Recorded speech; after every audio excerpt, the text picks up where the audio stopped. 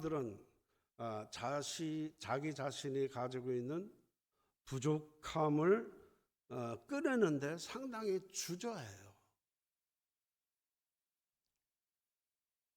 이제 신자들이 가지고 있는 이 착각이 그런 거예요. 세상 앞에서 당당하게 살아야 된다. 힘 있는 모습으로 살아야 된다. 행복한 모습으로 살아야 된다. 라고 하는, 그런데 이제 갇혀버리면은 이제 자기 자신이 겪고 있는 고단한 거, 아픈 거, 이런 거 얘기하는 것을 꺼집어내는 것이 쉽지가 않더라라고 하는 거죠. 어떻게 보면 그 교회 안에서 계속 사람들이 위선을 떠는 것처럼 보이는 이유가 바로 그런 것 같아요.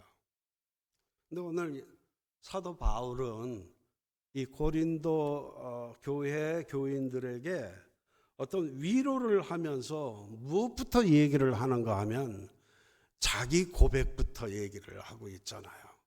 야, 나도 너무 힘들게 살았어. 나 힘들게 사는 거 얘기하면은 이거 뭐 소설로 써도 뭐 몇 권이야. 뭐 이렇게 얘기를 지금 하고 있는 거예요.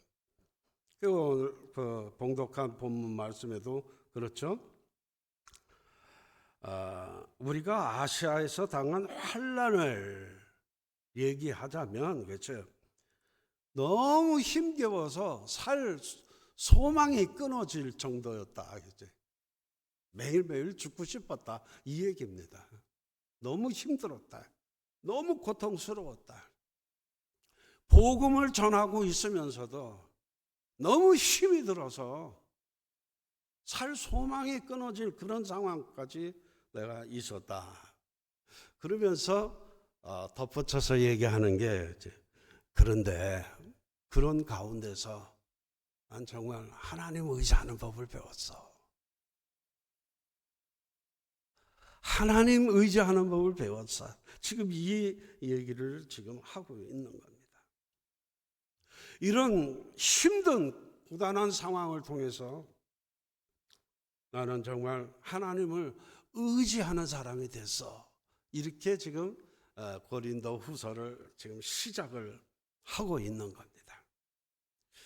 바울은 그렇죠, 자신이 가지고 있는 의지, 그런 어떤 결단력, 그 사람이 가지고 있는 지식, 그리고 그 사람이 가지고 있는 어떤 신분, 이런 것들이 하나님의 일을 하는데 가장 큰 동력이었다고 이 바울은 착각을 했었다라고 하는 겁니다. 그런 것들이 하나님의 일을 하는데 큰 도움이 될 거다라고 생각했다는 겁니다. 사도행전을 보면은 또 바울이 아데네에 가서 아레오바고라고 하는 곳에서 스토익 학파의 철학자들과 에피큐로스 학파의 철학자들과 격렬한 논쟁을 하는 장면이 사도행전에 나옵니다. 그 아레오바고라고 하는 그곳이 한국어로 얘기를 하면 파고다 공원 같은 그런 곳이에요. 거기에 이제 그 파르테논 신전까지 올라가기까지 아덴의 그 항구에서부터 그 사이에 있는 산 중턱에 있는, 뭐 우리나라로 따지면 남산 중턱에 있는 파고다 공원, 뭐 이렇게 생각을 하면 좋을 것 같아요.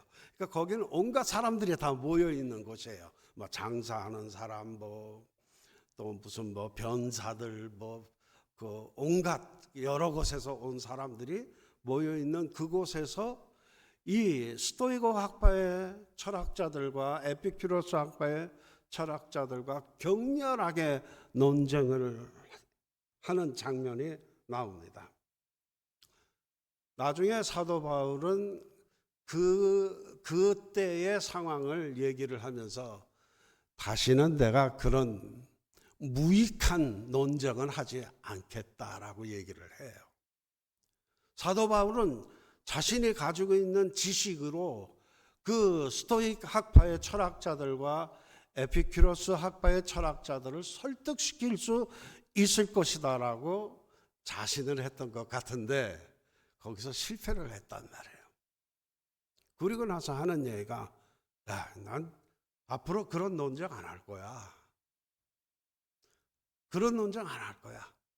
그리고 나는 그 사람들이 볼 때 어리석다라고 얘기하는 십자가에 달리신 예수 그리스도만 전하겠다라고 그렇게 회고를 하는 장면이 또 나옵니다.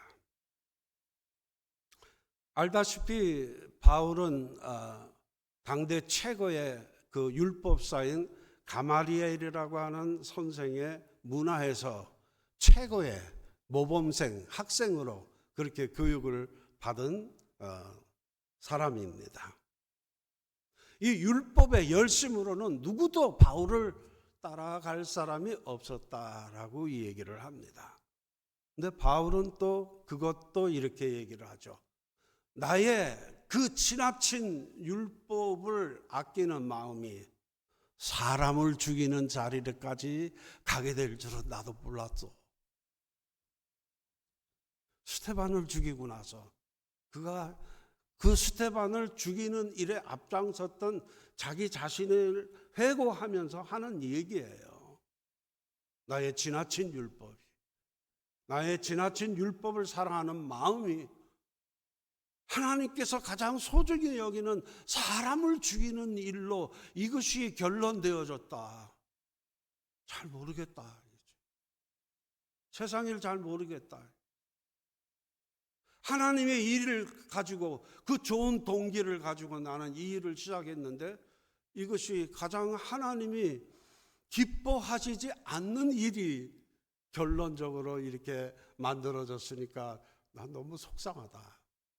이렇게 얘기하는 거예요. 자기의 행위와 자기의 지식과 자기의 신분이 그렇죠.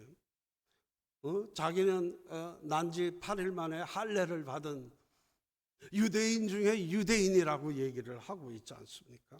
히브리인 중에 히브리인이라고 얘기를 하고 있어요. 로마 제국의 또 시민권을 가지고 있는 완벽한 신분도 가지고 있는 그런 사람이었지만은 바울이 고백하면서 이것을 고백하면서 있어요. 그게 하나님의 일을 하는데 아무런 도움과 힘이 되지 않았다라고 그렇게 고백을 하고 있는 겁니다. 오히려 사도 바울이 가지고 있는 자신의 그 연약함과 그 부족함, 그 허약해 보이는 그 인간의 의지와 같은 것들이 오히려 하나님의 일을 하는데 가장 큰 힘이 됐고 동기였다라고 그렇게 얘기를 하는 겁니다. 네. 오늘 우리들이 나름대로 다 따져보면 개인적으로 보면은 다 능력이 있고 다 뭐 지식이 있고 살아온 과정도 다 흠모할 만한 그런 시간들을 다 가지고 있는 사람이었을지라도 오늘 우리들이 가지고 있는 이 모든 것들이 참된 가치를 가지려면은 오늘 우리들이 그리스도 예수 안에 있을 때만 이것이 가능하다라고 하는 거예요. 이것이 가능하다.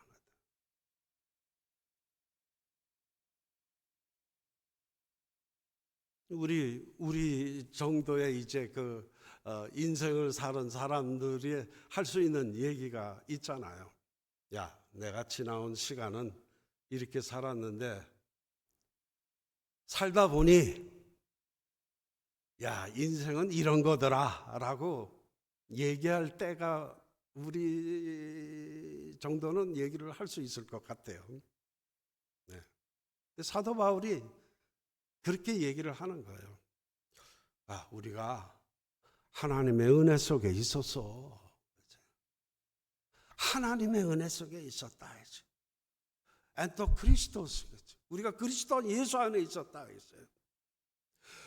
우리가 예수 그리스도 안에 있었기 때문에 우리가 가지고 있는 그 부족함과 우리가 가지고 있는 그 허물까지도 하나님께서 가장 귀하게 쓰시는 보석처럼 귀하게 소중하게 사용하실 수 있었다라는 그런 고백을 지금 사도 바울이 하고 있는 겁니다. 우리 인간이 연약해서 때로는 힘들고 고단한 상황 속에서 절망하고 좌절할 수밖에 없을지라도 우리가 그것을 이겨낼 수 있었던 가장 큰 힘은 그것이 내 지식과 내 능력에 근거한 것이 아니라 하나님께서 나를 붙들고 계셨기 때문에, 내가 그 하나님의 은혜 속에 살고 있었기 때문에 이것이 가능했다라고 지금 사도 바울은 그것을 지금 고백을 하고 있는 겁니다. 그래서 사도 바울이 갈라디아서도 보면은 나는 그 십자가만을 자랑하겠다라고 얘기를 해요. 십자가만을 자랑하겠다.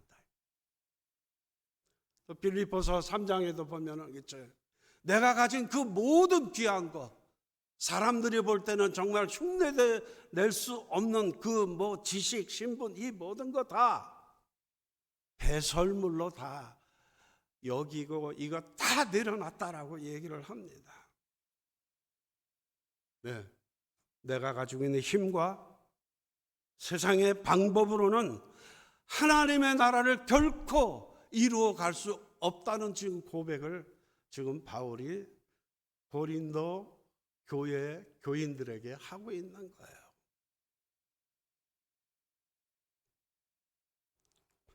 오늘 제목을 제가 알파와 오메가 포인트라고 이렇게 제목을 정했습니다. 저 설교의 제목을. 그리고 분기점. 우리가 지금 한 해를 마감하는 마지막 주, 또 다음 주는 이제 새로운 한 해가 시작되는 첫 주. 어떻게 보면 시기적으로, 시간적으로 이렇게 한 해를 마감하고 또 한 해가 시작되는 그런 그 시점에 우리가 지금 와 있잖아요. 그래서 이 알파와 오메가 포인트라고 얘기할 때는, 그렇죠? 알파는 시작점, 오메가 포인트는 종말, 마지막 때, 우리가 시간적으로 그렇게 얘기를 합니다. 그런데 우리가 이제 보통 우리 기독교인들이 가지고 있는 역사관을 얘기할 때 직선사관을 얘기한단 말이죠. 그래서 저 알파 포인트와 저 마지막 오메가 포인트는 상당히 그 간격이 있는 걸로 보통 생각을 하잖아요. 그죠? 창세기, 또 요한계시록, 처음 마지막은 엄청난 시간적 간격이 있다라고 생각을 하는데, 지금 나의 오늘 그 마무리하는 시간은 또 다른 시간이 시작되는 시점이에요. 이해되시죠? 오늘 나에게 있어서 뭔가 마무리되는 오메가 포인트는 또 뭔가 새로 시작되는 시작점이라는 거예요. 그 알파와 오메가 포인트는 같은 지점에 있는 거예요. 멀리 있는 게 아니고. 세상이 그렇고 우리 개인적인 시간도 마찬가지입니다. 달력에 그어놓은 그것이 시작점과 마지막점이 아니고, 오늘 우리들은 늘 나의 마지막 시간과 나의 새로운 시간이 시작되는 시점에 우리는 늘 그것이 연장되고 있다는 거예요. 그러니까 늘 새로워져야 되는 거죠. 우리는 새로운 시간을 우리는 늘 살고 있는 거예요. 지금 이 순간도 우리는 새로운 시간을 살아가고 있는 거예요. 우리 모두는 다.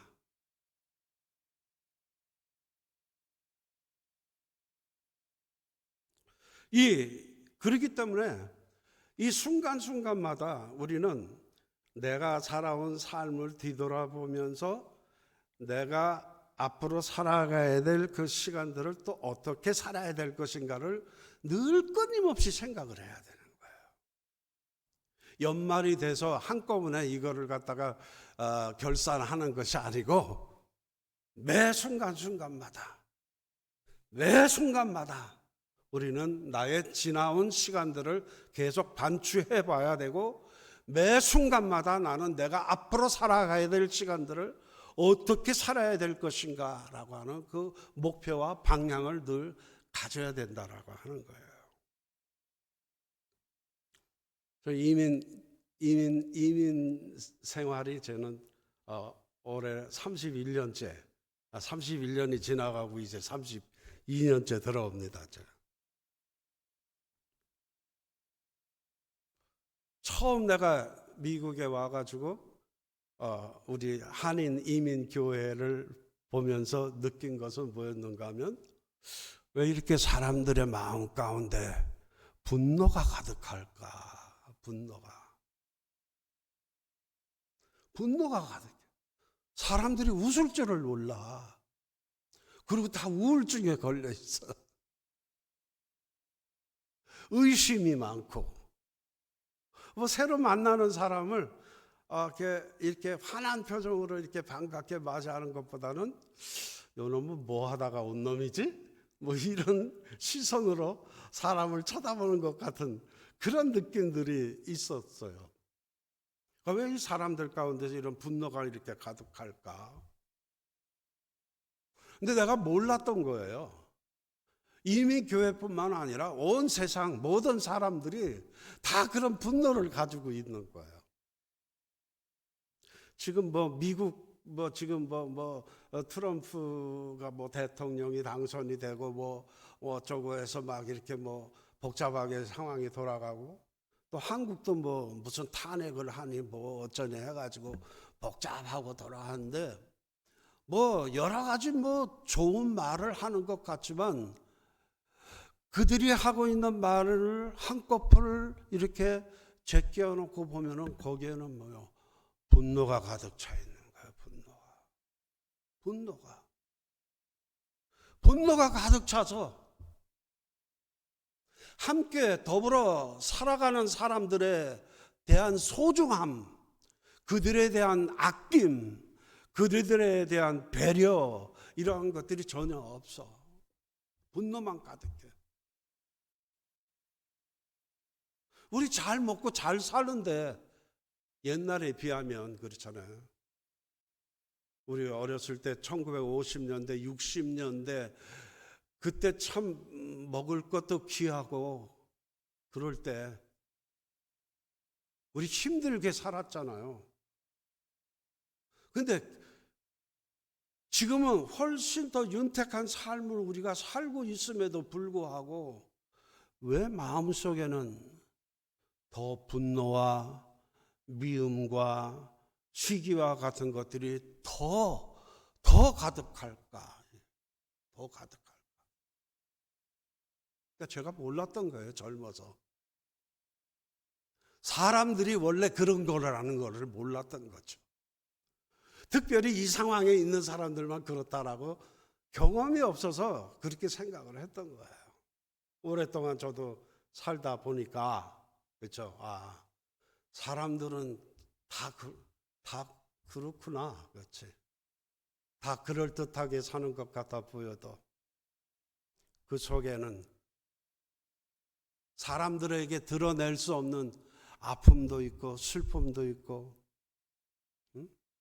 수치스러움도 있고 분노도 있다. 그러면서 계속 사람하고 다투는 거잖아요. 그 다툼 속에는 뭐가 있어요? 자기 자신에 대한 반추가 없어요. 야, 나는 이런 게 사실은 좀 부족했던 사람이야. 나는 이런 좀 아픔이 좀 있어. 이런 걸 얘기를 안 하는 거예요. 그 분노만 가득했죠. 분노. 열왕기상 18장, 19장에 보면은 우리가 잘 아는 엘리야의 얘기가 나오죠. 엘리야 다 아시죠? 반응이 이렇게 그냥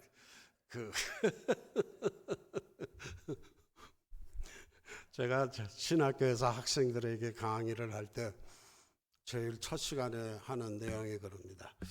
여러분들에게 점수를 성적을 매길 때 제일 점수를 많이 주는 항목이 뭐냐 하면은 학습에 대한 기여도입니다. 그래요. 학습에 대한 기여도. 그 학습에 대한 기여도는 뭐냐면은 교수가 강의를 신나게 할 수 있도록 끊임없이 동기를 잘 부여하는 사람들. 응? 교수가 강의를 하면 적당히 추임새도 넣고, 순복음교회 교인들은 그걸 참 잘해요. 목사가 무슨 말만 하면 그게 틀린지 맞는 말인지 그것도 판단하기 전에 먼저 뭐부터 합니까? 아멘, 할렐루야. 이거 해가지고 그 앞에서 설교하는 사람들이 신나게 만들어 놓는단 말이에요. 여러분 좀 그게 없어요. 좀 의미 있게 좀 쳐다봐 주세요. 저를 사랑의 눈빛으로 쳐다보시고, 내가 지금 당신이 하는 말이 개수작인지는 알겠지만은 내가 의미 있게 들어주고 척하고 있어. 이렇게라도 해주셔야 제가 신나서 더 얘기를 한단 말이에요. 여러분이 이 강단에 올라오시면은 이게 얼마나 떨리는 자리인지 아세요?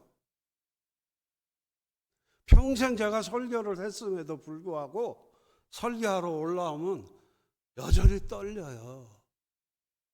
여전히. 그 떨리는 마음을 진정시키고 거기에 안정감을 주고 하는 거는 여러분이 의미 있는 눈빛으로 쳐다봐 줄 때 신난단 말이죠.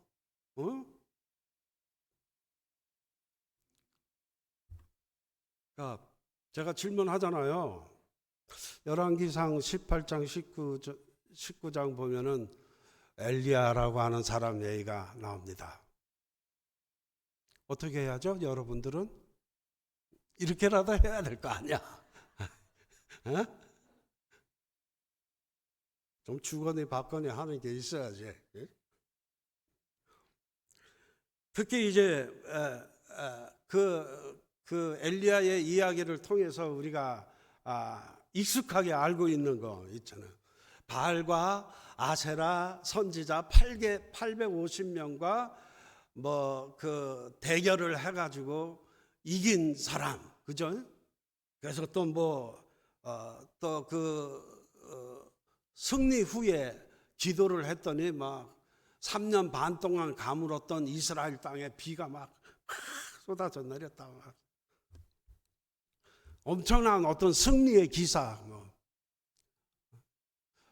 불의 사자 엘리야 병거 타고 하늘에 올라가던 일을 기억합니다. 우리 찬송가도 그렇게 많이 불러왔고,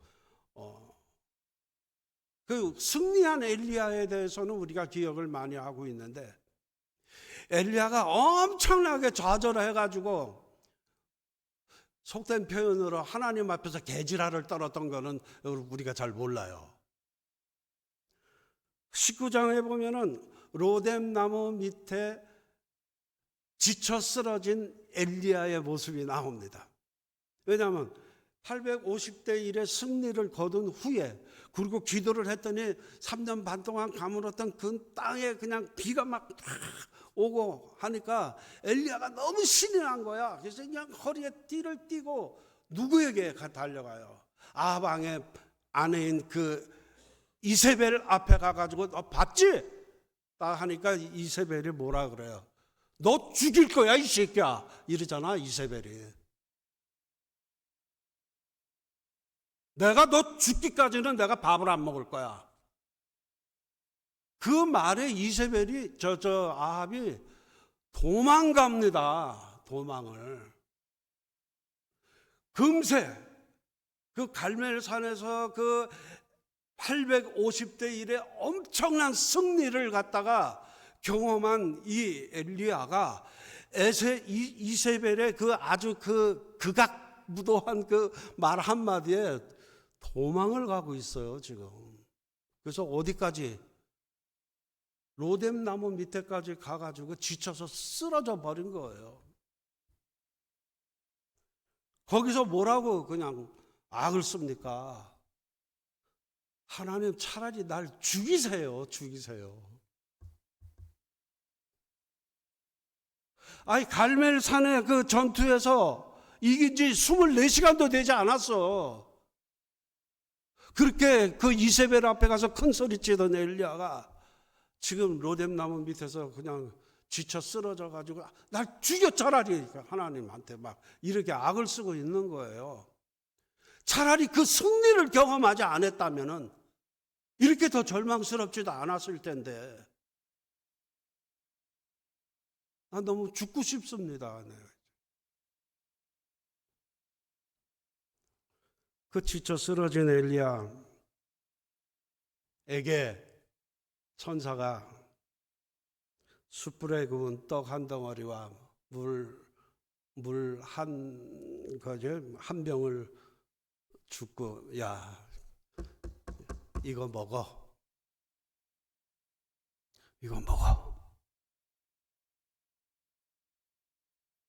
그 엄청난 승리를 했던 엘리야가 그 떡 한 덩어리하고 물 한 모금 그걸 먹고 그 식물에 의지해서 40주야를 하나님의 산 호렙산에 갑니다. 40주야를 걸어서 40일 동안을 걸어서 그 호렙산에 가서 그 동굴 앞에 섰다라고 그렇게 얘기를 해요. 그 동굴 어떤 동굴인지는 모르겠어요. 거기 정관사 덕가 붙어 있는 걸로 보아서 사람들은 이미 알고 있는 것 같아요. 그 하나님의 산 그 동굴 앞에 섰을 때 강한 바람 또 지진 그다음에 뜨거운 불이 지나갔는데 그 속에 하나님이 계시지 않았다라고 얘기를 합니다. 그래서 세미한 음성 가운데 하나님께서 엘리야에게 음성을 들려주시는 거예요. 뭐라고요? 아주 조곤조곤 여기 하시네. 조곤조곤. 너는 다마스커스의 하사엘에게 기름을 부어라. 그 다음에 예후에게 기름을 부어라. 그리고 엘리사에게 기름을 부어라. 하사엘의 칼을 피한 자를 예후를 통해서 진멸시킬 것이며 그 칼에서 또 피한 자는 엘리사를 통해서 진멸시킬 거다라고 그렇게 하나님께서 얘기를 하십니다. 그리고 또 한마디를 더 하십니다. 유명한 말이에요. 내가 아직도 바알에게 무릎 꿇지 않은 7,000명을 꼬불쳐놨어 임마. 이렇게 얘기를 합니다. 너 혼자 싸운 줄 알았지? 너 혼자 승리한 줄 알았지? 하나님의 경륜 속에 네가 있다는 걸 너는 아직도 모르고 있냐 이놈아. 아직도 바알에게 무릎 꿇지 않은 순전한 신앙을 가진 7,000인을 내가 남겨놓았어. 왜? 이런 영적 싸움은 끝이 없기 때문에 세상 종말까지 여전히 하나님께서는 이런 순전한 남은 자들을 남겨놓으시고 그들을 통해서 하나님의 나라를 하나님 나라의 의를 이루어 가신다 이 말이에요. 오늘 이 분기점이라고 하는 제목을 가지고 제가 얘기를 하고자 하는 것이 겁니다. 오늘 우리들이 순간순간마다 우리는 이 종말과 또 새로운 시작의 시간에 계속 우리에게 되는데 이때마다 우리가 깨달아야 될 것, 그리고 봐야 될 것, 그리고 의지해야 될 것은 뭐냐? 내가 하나님의 자녀다. 그래서 우리는 결코 절망할 수 없는 존재. 우리는 절대로 낙심할 수 없는 존재. 왜? 하나님께서 나를 붙들고 계시기 때문에. 그리고 앞으로 내가 살아갈 시간이 어떤 상황이든지 간에 하나님께서 나를 붙들어 주실 것이기 때문에 내가 가는 길은 희망의 길이요, 생명의 길이요, 평화가 있는 길이다 라고 하는 그런 다짐을 늘 해갈 수 있단 말이죠. 늘 이렇게. 하나님의 그 큰 세상을 경영하시는 그 경륜을 우리가 봐야 돼. 눈을 떠서.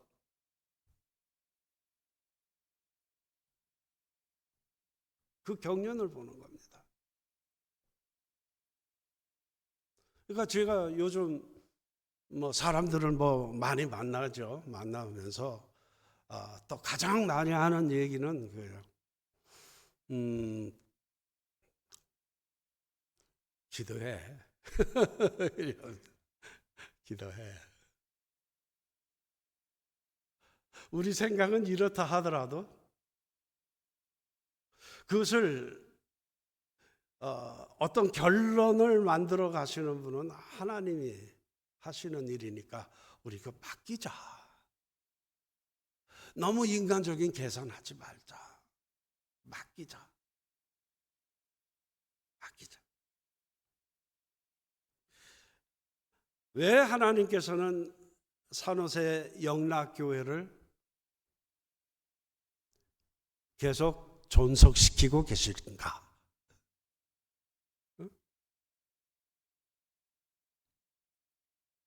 아이 오늘도 젊은 사람들은 안 보이네. 이런 얘기를 여러분 예배 마치면 또 할 거지, 그지? 그거 거의 지금 1년 동안 하고 있지.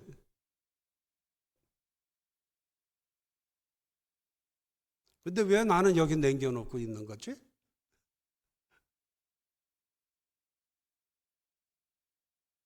새로운 시각으로 한번 보는 거예요. 새로운 시각으로. 새로운 시각으로. 뭔지는 모르죠, 우리도. 하나님께서 나를 여기 남겨놓으신 이유는 무엇일까? 난 몰라. 모르지만 어쨌든 우리가 기도를 해야 된다는 건 그거잖아. 하나님께 맡깁니다. 어떻게 인도에 가실지는 모르지만 하나님께서는 우리를 사랑하시고 우리를 소중히 여기시는 것 하나는 내가 분명히 알고 있으니까 절대 우리를 그냥 버려두시지는 않을 것이다 라고 하는 그 신뢰는 있잖아요. 그렇잖아요. 그 신뢰를 가지고 우리가 기도를 하는 겁니다. 하나님 우리를 어떻게 쓰시든지 쓰셔서 하나님의 나라의 그 의를 이루어 가시고 하나님의 이름이 세상 사람들에게 조롱거리가 되지 않도록 새로운 용기와 희망을 갖도록 또 우리의 길을 붙들어 주시고 인도하여 주시옵소서. 우리가 기도를 해보는 거예요. 분명한 것은 하나님께서 이 교회를 세우신 이유가 있을 거 아니겠어요. 뭔지 몰라도. 그죠? 여기는 젖 먹는 어린아이로부터 단단한 음식을 먹는 장성한 어른들도 있고요. 어쨌든 교회는 성장을 해가야 되는 거고 성장을 해가는 과정에서 때로는 이렇게 누에가 껍질을 벗듯이 벗어가지고 이 불필요한 것들을 이렇게 이게 벗어버리는 그런 과정을 또 거쳐야 나방이가 된단 말이죠. 원래도 우리가 어떤 나방이가 될지 우리 모르잖아요. 하늘을 정말 아름답게 우아하게 나는 그런 나방이가 되게 하기 위해서 때로는 우리가 겪어야 될 어떤 고난의 시간들이 있을 수도 있다는 겁니다. 그러나 결코 절망하거나 좌절할 필요는 없다는 거예요. 왜요? 우리도 하나님 보시기에는 정말 소중한 사람이기 때문에. 그리고 하나님께서 우리가 낙심하고 절망하는 거 원하시지 않아요. 그분께서는. 야, 네가 내 자녀인데 내가 너를 죽이겠니? 묻지. 이 확신 딱 가지고 있는 게. 교회는 먹을 것이 있어야 됩니다. 그래서 먹을 것이.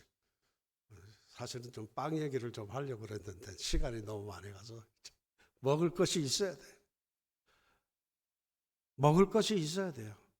논아줄 것이 있어야 돼요. 내가 인생 70 살았으면 70 살은 사람이 줄 수 있는 그 뭐가 있어야 되는 거예요. 젊은이들이 뭔가 먹을 것이 있으면 오죠. 먹을 것이 없으니까 안 오는 거지. 먹을 것 만들어내셔야 돼요. 먹을 것이. 그 요한복음 21장에 보면은 그 예수님과 베드로가 그 갈릴리 바다에서 대화하는 내용 나오잖아요. 네가 너 사랑하냐? 예, 사랑합니다. 나중에 세 번째 질문은 좋아하기라도 하냐? 막 속이 터지잖아요, 베드로가. 그 엄청난 질문인 것 같지만 대답은 아주 명료합니다. 단순하고 사람들하고 밥이나 잘 먹어 이 자식아. 이거 밥 먹어.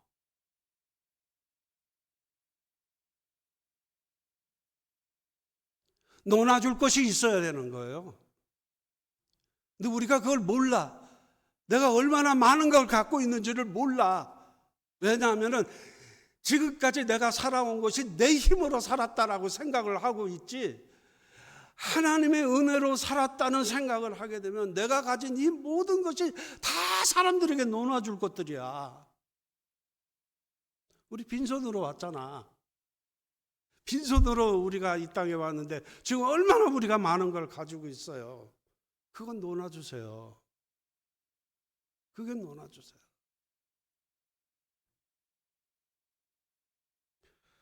세상에서 제일 아름다운 거는 얼굴에 분칠하고 구찌벤치 발라서 아름다운 것이 아닙니다.